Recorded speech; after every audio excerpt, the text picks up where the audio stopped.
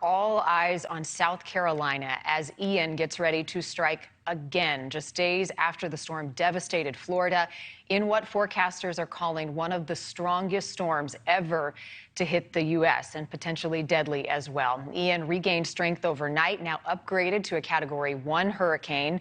Right now, we are seeing those sustained winds of about 85 miles an hour.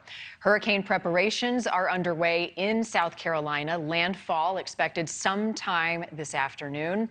President Biden has declared a state of emergency for that state, and several school districts and universities have transitioned now to e-learning for the day heading into the weekend. At this hour, the storm is dumping heavy rain on the state as it moves closer. Let's bring in our meteorologist, Gerard Jabali. He is tracking the very latest on the storm's path. Yet again, Ian is not done, Gerard.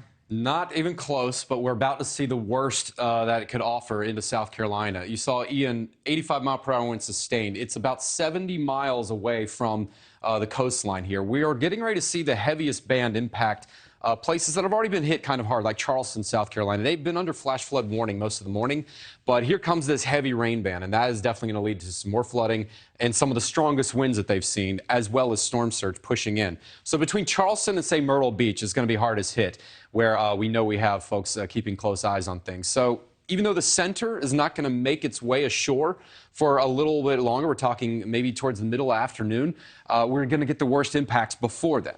Then the storm continues to move inland, and we'll continue to watch it weaken from there on out, coming to finally an end sometime in the next day or so.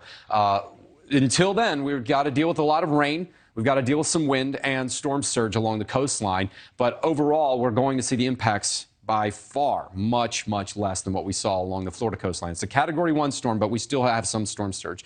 Up to 4 feet in a couple spots on the outskirts, but 3 to 6 feet looks like to be the maximum here, and that's going to be concentrated just to where the north side of that eye wall might be making landfall, or the center. But the wind field itself has gotten huge since about 24 to 36 hours ago, Marty. We're talking it's 500 miles in diameter.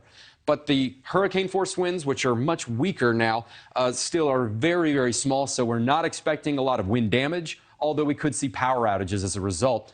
The wind gusts may be closer to like the 50, 60, nearing 70 mile per hour as it moves ashore over the next 2 to 3 hours. And then inland, we'll see those winds spreading, but still, again, a little bit weaker. We could still see wind gusts approaching 60 miles per hour. That's enough to bring down some power lines, cause some downed trees and things like that, but it is not going to be the widespread devastation, not by any stretch. Scattered power outages across most of the state, perhaps a small spot of more widespread power outages right where the worst of those winds are coming ashore at that main band. Again, rainfall, there's going to be some here, of course, but it's not going to be, again, quite the flooding like they had down in Florida. 3 to 5 inches. So if you're in one of those flood-prone areas inland, this is something to pay attention to. You could have some flooding. Coastal areas, if you're on one of those coastal areas that's more susceptible to surge, that needs to be evacuated. But otherwise, I think most of it is stay in place and take shelter where you are for a storm like this. Otherwise, we're just going to continue the flash flooding threats going forward like that. Now, something to take note, and Marni, and we were talking about this earlier just before the show started, is that President Biden was talking about the possible deadliness of this hurricane when it was down in Florida. I'm hoping the quote that he said, which is it could be the deadliest in Florida's history, is not true, because if that were the case, Lake Okeechobee, Florida, 1928, we had 2,500 deaths right here. That is absolutely massive. If that were to happen, of course, it would beat out this, which would also beat Katrina's deaths, 1,200. Again, it could be a little bit of a preliminary number, but we are really hoping it does not, because then it would become not just the #1 deadliest hurricane in Florida, but the #2 deadliest in U.S. history. Gerard, I want to ask you about how difficult it's been to track Ian. I mean, is it headed towards Florida's east coast? It was on a path towards Tampa, and then the trajectory changed, as we've seen over the last couple of days. Then it basically crosses over the state of Florida, and it almost looks as though it like zigzags back. I've never seen anything like it. How unique is the storm's path and some of the changes that we've seen? The truth of the matter is that, Marni, hurricanes do wobble side to side as they track, especially the stronger ones. You can't expect them to take a fully smooth and straight path.